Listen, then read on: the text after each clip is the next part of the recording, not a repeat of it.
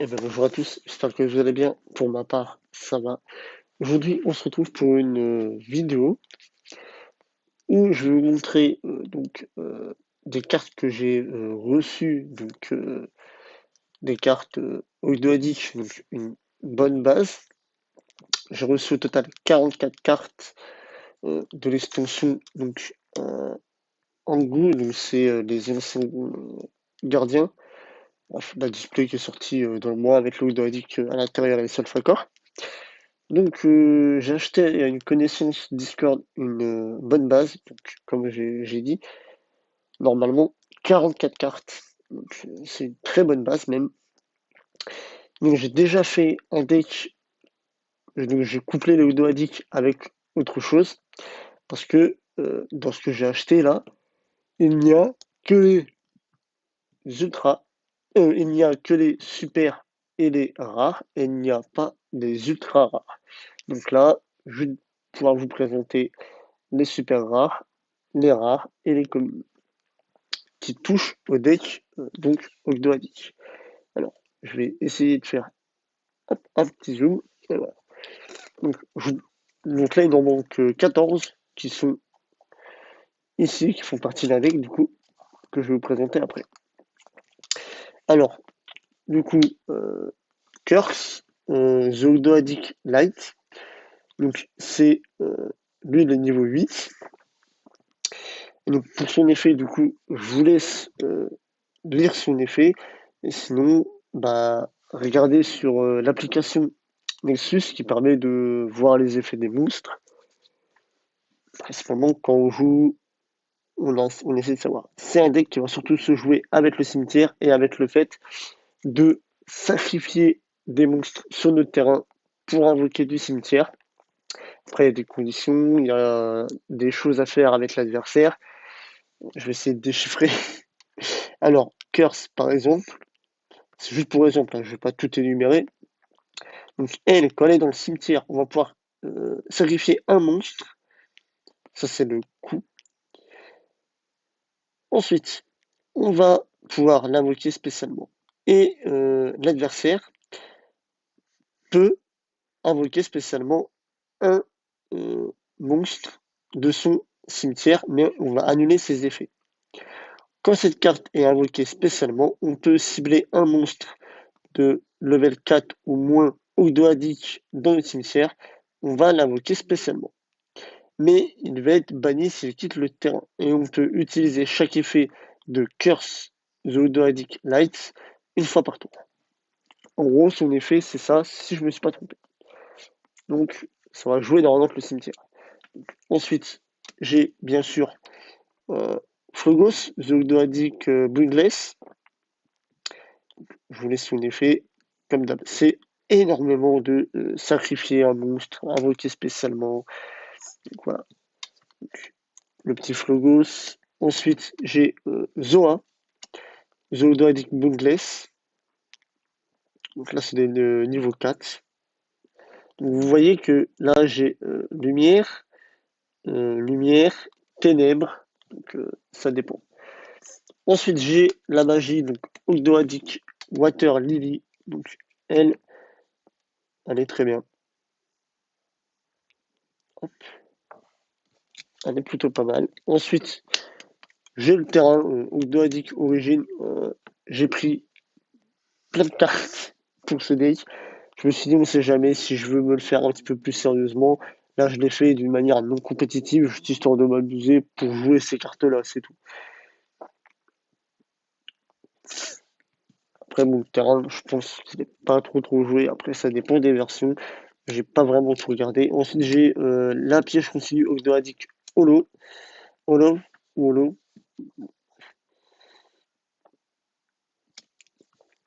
Ensuite, j'ai Ogdoadic Kaling. Pareil, hein, j'essaie de tout prendre en preset au maximum. Hein. Donc là, avant, là, vous avez vu que elle, il y en a que deux, il y en a deux, c'est normal. Parce que, comme je vous l'ai dit, j'ai déjà mis des cartes pour faire un deck. Je vous les montrerai juste après. Ogdoadic Kaling, je vous ai pas mis l'effet. Donc bien sûr, toutes les cartes sont uniquement en anglaise. Il y en a pas une seule qui est en française. Ensuite, j'ai Offering to the Snake Deity. Elle, c'est pareil. Ah, on peut la jouer, hein, clairement. Si on a des monstres reptiles, ça peut être drôle. Voilà, pour détruire. Et ensuite, j'ai Damage égale reptile. Donc, piège pour les reptiles. Et à ça, donc bien sûr, forcément, j'ai pris des petites staples, donc 3 Schoolmaster. Clairement, les réédités, ça coûte plus rien, c'est le moment d'en choper, surtout que contrôle théorique, ça c'est très fort. Pour ça aussi que je m'amuse à jouer un petit peu des cartes de ce deck pour savoir comment faire. Si je tombe contre sur un petit tournoi ou même comme ça, si je tombe contre, je saurai comment faire. Et bien sûr, j'ai chopé 3 Dinoluteurs Pancraceratops. Donc, je dis le nom, à part Schoolmaster, parce que ça c'est facile à prononcer. Mais alors, Pancraceratops, ça va, Dinoluteur. Voilà. Par contre, ça, j'arrive pas à le prononcer. C'est impossible. Si j'essaye, on va avoir l'impression que je parle une autre langue, autre que l'anglais. Déjà que l'anglais, je le comprends plus ou moins bien, mais pour le parler, des fois, c'est un peu chaud. Non, je peux commencer à faire des trucs chelous. Et donc là, du coup, on va partir sur les cartes que j'ai mis pour faire donc le deck. Et en même temps, je vais vous présenter le reste des cartes du deck. Ça servira de petit deck profil entre parenthèses. Donc, j'ai un alerte The Odoradic Dark. Donc, je vous laisse comme ça. N'hésitez pas à faire pause pour lire l'effet. C'est assez simple. Ensuite, forcément, j'ai un Curse The Odoradic Light. À ça, je joue 3 Noya The Odoradic Remnant. Pareil, vous voyez. Donc, Dark, Light, Dark, donc ténèbres. Voilà. Donc, je vous laisse son effet de Noya.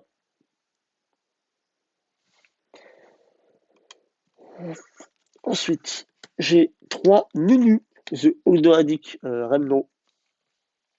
Bien. Dites-moi ce que vous en pensez dans les commentaires des artworks. Moi, je les trouve juste superbes. Et à ça, je joue bien sûr un Zoa, Odoradic Boundless, et un Flogos Odoradic Boundless. À ça, je joue un Ogdoadic Water Lily. Et bien sûr, incontournable, quand on joue des monstres reptiles, surtout Ogdoadic, qu'on veut les avoir dans le cimetière, et ben je joue 3 Snake Rain, qui est une réédition, et très bonne réédition même. Il me semble que c'est une réédition. Je vais vite savoir. Normalement, c'est une réédition. Voilà. Si je dis pas de bêtises. Avec ça, qu'est-ce que je vais jouer? Et ben là, je joue 14 cartes, donc c'est une deck à 41. C'est pas bien grave. À ça, j'ai complété avec les bêtes sacrées. Tout simplement parce qu'en fait, les Ogdoadi, tous les effets se font dans le cimetière, c'est des spéciales semaines, on n'utilise jamais la normale semaine. Du coup, je joue bête sacrée, étant donné que je suis norme dépendant avec bête sacrée. Si je me fais avoir sur ma norme, et ben, j'ai toujours moyen de faire quelque chose grâce au Ogdoadi. Du coup, un Raviel frappe chatoyante, avec 2 Raviel empereur des fantasmes, 2 Amon seigneur du tonnerre fracassant, donc lui qui va me permettre de lock pour les battles, par exemple. 3 bêtes attirantes des ténèbres. Donc, je vous laisse l'effet. Après, j'avais déjà expliqué et tout, donc j'essaierai de refaire une vidéo combo, entre parenthèses, voilà. Ensuite, la bête invocatrice du chaos, pareil, x3, niveau 1, très bien. Ensuite, l'obscur invocateur de bêtes. Donc, le niveau 1, il invoque depuis la main, on le bannit, on va tuto, bref. Ça, j'ai déjà expliqué de toute manière. Je ferai des explications quand je ferai des tests demain que je filmerai. Je vais les mettre de côté. Ensuite, je joue 3 ouvertures des portes des esprits. Donc, toujours bête sacrée. Bien sûr, 2 paradis perdus qui sont qui est mon principal moteur de pioche et de protection pour les bêtes sacrées. Ensuite, un feu céleste cellulaire, c'est pareil, il va me servir de protection, mais contre les magies pièges et surtout contre les super polymérisations qui va me permettre de passer à mode en défense et d'annuler même une super polymérisation. Étant donné que c'est un effet inhérent, ça ne s'active pas, je peux bait, je peux annuler une super poly. Ensuite, 3 réveils des bêtes sacrées. Donc ça, c'est 2 réveils des bêtes sacrées. Je dis 3 parce que j'ai vu les 3 là, n'importe quoi. 2 réveils des bêtes sacrées. Et c'est tout pour ce qui est des bêtes sacrées à ce niveau-là. Ensuite, j'ai des cartes, on va dire, génériques, voilà, qui peuvent aller dans un petit peu tous les decks. Je pense à Typhon d'Espace Mystique. C'est pour ça que je dis que c'est un deck non compétitif, vraiment pour jouer avec des amis ou autre. Et pour m'amuser. Pas spécialement pour faire du résultat. Donc, sinon, là, j'aurais joué Twin Twister ou alors Cyclone Cosmique pour jouer plus sérieusement.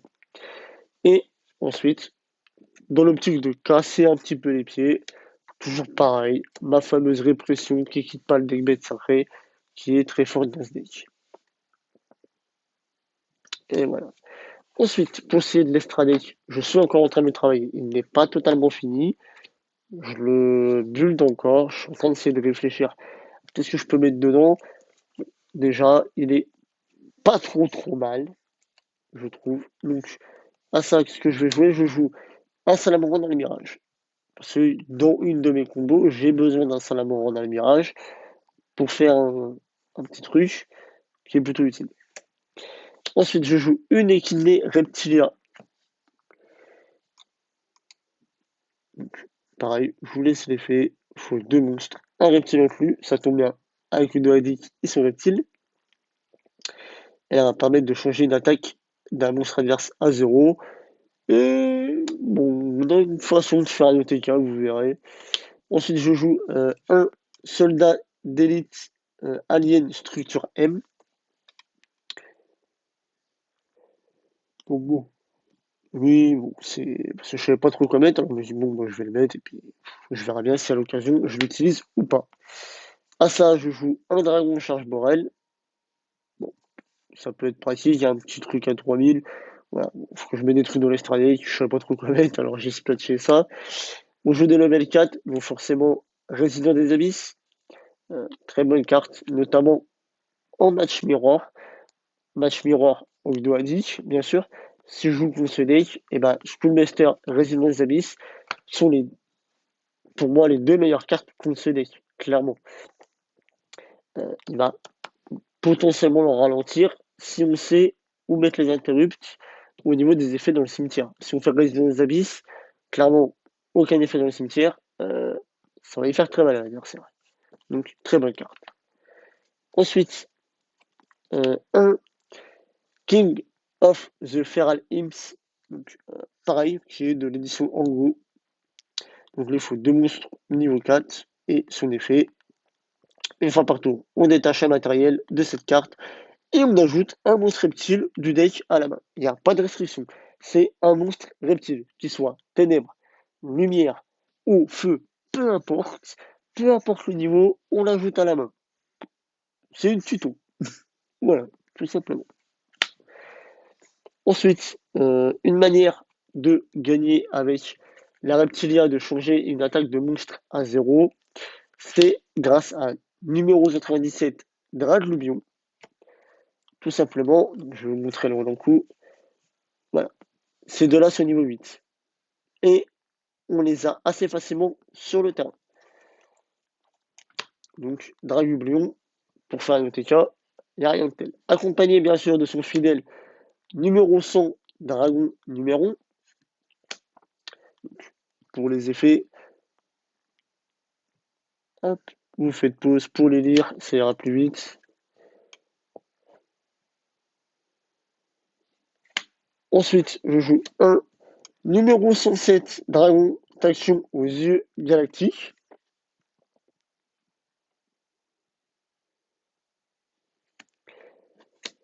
Un numéro C107, Néo Dragon Taction aux yeux galactiques. Je me trompe pas, c'est bien ça. Donc, voilà. Ça, c'est les cartes qu'on peut utiliser. Et bien sûr, un petit numéro C92, Dragon Heart du chaos. Donc, il faudrait le numéro 92 de base, mais je ne l'ai pas. Et vu le prix, je ne l'aurai pas. Clairement, pour le moment, c'est même pas la peine. Donc voilà. Donc, je joue cette carte aussi, qui peut être utile suivant les situations. Donc, voilà pour ce petit deck profil. Donc, j'espère qu'il vous aura plu. Donc, deck profil. Voilà. Plutôt présentation de réception de cartes et mini deck profil. Donc bien sûr, ce deck aussi se joue avec comment c'est comment l'Air of Lord. Bref, un machin ténèbres là, l'Air of Darkness. Voilà, c'est ça, il me semble. Ça peut être couplé avec. Donc n'hésitez pas à mettre dans les commentaires pour me dire si ça vous a plu et j'essaierai de faire une vidéo de combo avec ce deck pour ensuite la publier pour que vous ayez une idée un petit peu de quelle manière on peut avoir l'OTK en T2. Donc, sur ce, je vous souhaite une bonne journée ou une bonne soirée et à bientôt.